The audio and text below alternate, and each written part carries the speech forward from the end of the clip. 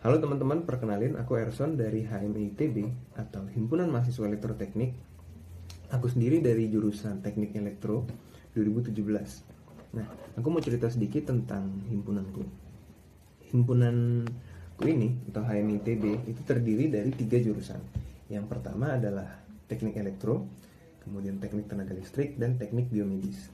Nah, ketiga jurusan ini itu sudah terakreditasi internasional dan nasional. Yang internasional namanya ABET dan yang nasional namanya BAN-PT.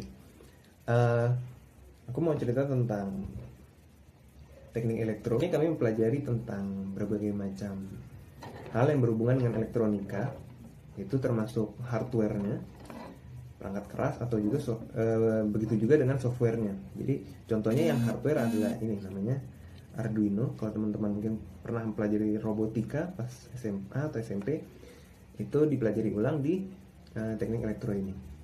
Nah, kemudian selanjutnya di bagian software juga kami mempelajari bagaimana supaya kami bisa mengendalikan hardware ini menggunakan program-program software.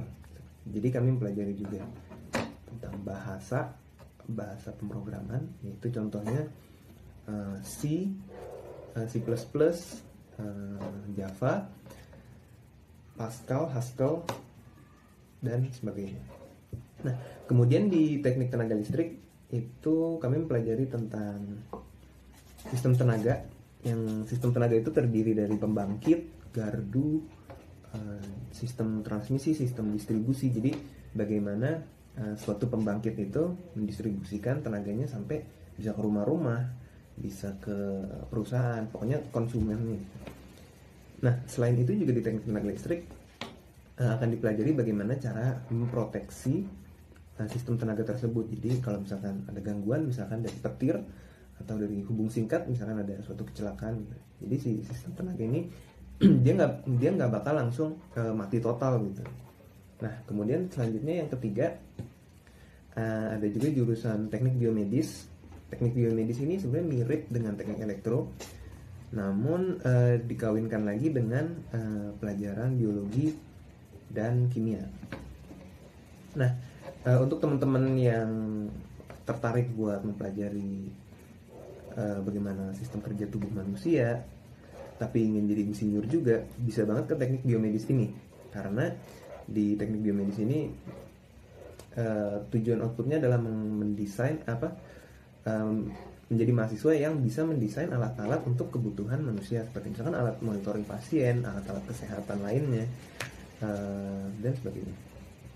Nah, selain itu mungkin supaya relate sama teman-teman juga yang lulus SMA, itu pelajaran-pelajaran ada beberapa yang bakal diulang kembali, ada beberapa yang bakal didalamin kembali, dan ada beberapa yang ditambahkan kembali. Misalkan karena kami mahasiswa teknik ya, jadi bakal banyak hubungannya dengan fisika. Di jurusan teknik elektro dan teknik tenaga listrik, sebenarnya semuanya sih, dan biomedis itu bakal mempelajari dulu tentang rangkaian listrik. Jadi yang kayak resistor, kapasitor, induktor, rangkaian seri, rangkaian paralel itu bakal didalamin lagi. Jadi rangkaian itu nggak cuma seri dan paralel, tapi masih banyak lagi rangkaian-rangkaian yang mempunyai fungsi-fungsi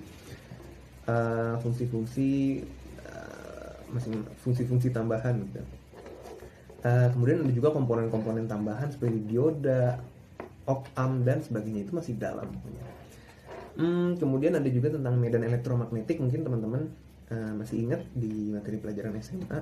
Sekarang kurikulumnya nggak tahu ada atau enggak ya, tapi kalau dulu pas zamanku ada medan elektromagnetik. Nah, ini bakal dipelajarin baik di elektro, di teknik tenaga listrik juga. Untuk teknik biomedis itu jelas bakal pelajari biologi lagi, kemudian ada juga kimianya.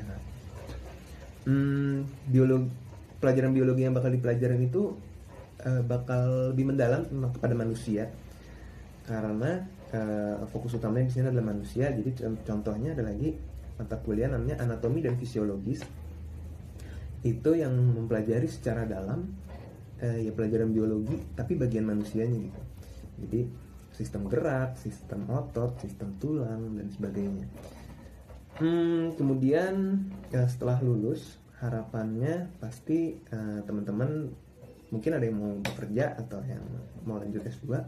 Nah, kalau bagi yang mau bekerja, prospek kerja di jurusan tersebut itu ada banyak juga. Contohnya seperti misalkan kalau di teknik elektro itu luas banget karena kami mempelajari hardware-nya juga, software-nya juga. Jadi di bagian hardware ya kami bisa mendesain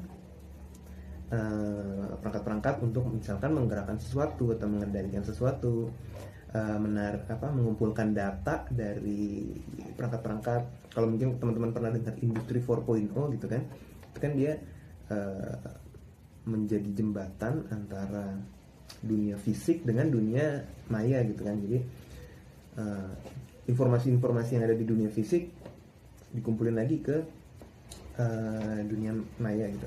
Dan mungkin teman-teman kalau mau tahu lebih tentang itu bisa searching tentang artificial intelligence, tentang Internet of Things.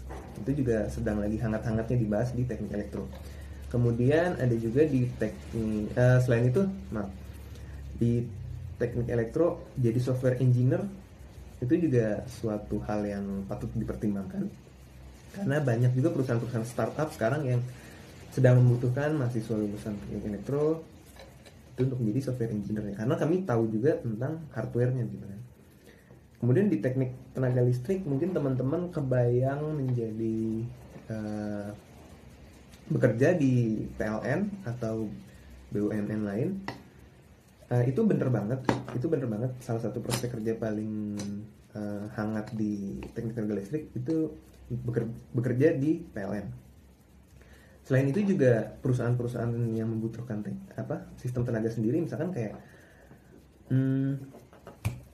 perusahaan minyak yang offshore gitu, yang di tengah laut, itu butuh anak-anak tenaga listrik juga supaya memastikan bahwa mereka tetap dapat menjalankan operasinya tanpa terputus, tanpa ada gangguan gitu, sistem tenaganya buat mereka. Kemudian di teknik biomedis itu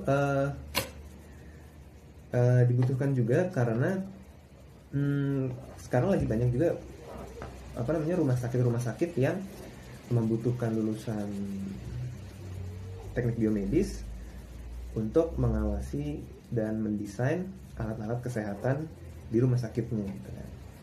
Kemudian bisa juga jadi konsultan untuk alat-alat kesehatan tersebut.